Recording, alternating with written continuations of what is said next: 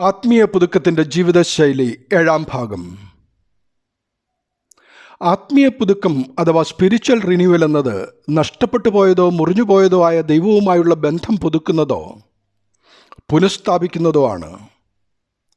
അതുമൂലമുണ്ടാകുന്ന ആന്തരിക മാറ്റവും മനസ്സിനും ആത്മാവിനുമുണ്ടാകുന്ന പുനരുജ്ജീവനുമാണ് ആത്മീയ പുതുക്കം. ആത്മീയ പുതുക്കത്തിലൂടെ ക്രിസ്തുവിൽ നാം പുതിയ സൃഷ്ടിയായി മാറുന്നു. അതാണല്ലോ 2 കൊരിന്ത്യർ 5:17 വ്യക്തമാക്കുന്നത്. ഒരുത്തൻ ക്രിസ്തുവിലായാൽ അവൻ പുതിയ സൃഷ്ടിയാകുന്നു, പഴയത് കഴിഞ്ഞുപോയി, ഇതാ അത് പുതുതായി തീർന്നിരിക്കുന്നു. ഈ തത്വമാണ് ആത്മീയ പുതുക്കം അഥവാ സ്പിരിച്വൽ റിന്യൂവലിൻ്റെ അടിസ്ഥാനം. എന്നാൽ മനസ്സിൻ്റെ പുതുക്കമെന്നത് പഴയ ചിന്താഗതികളും പാപസാഹചര്യങ്ങളും ഉപേക്ഷിച്ച് ദൈവഹിതത്തിനനുസൃതമായി ചിന്തിക്കുവാൻ തുടങ്ങുന്നതിലൂടെ പുതിയ സൃഷ്ടിയായി പുതിയ മനുഷ്യനിലേക്ക് രൂപാന്തരപ്പെടുന്നതാണ്. അതിന് ദൈവിക പ്രക്രിയയും ആത്മീയ വളർച്ചയ്ക്ക് നമ്മുടെ നിരന്തരമായ പ്രയത്നവും ആവശ്യമാണ്.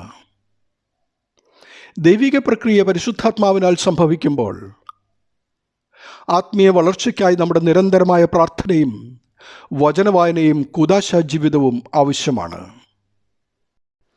ചുരുക്കത്തിൽ, ദൈവകൃപയാൽ ഒരു വ്യക്തിയുടെ സ്വഭാവത്തിലും ചിന്തയിലും ഉണ്ടാകുന്ന ഗുണപരമായ മാറ്റത്തെയാണ് ആത്മീയ പുതുക്കമെന്ന് വിളിക്കുന്നത്. മഹാവൈദ്യനായ ക്രിസ്തുവിലൂടെ വിശ്വാസികളായ നമ്മുടെ ആത്മീയവും ശാരീരികവുമായ ബലഹീനതകൾ സുഖപ്പെടുവാനും ആത്മീയ പുതുക്കം അഥവാ സ്പിരിച്വൽ റിന്യൂവൽ നമ്മെ സഹായിക്കട്ടെ. ദൈവനാമം മഹത്വപ്പെടട്ടെ. ആമീൻ.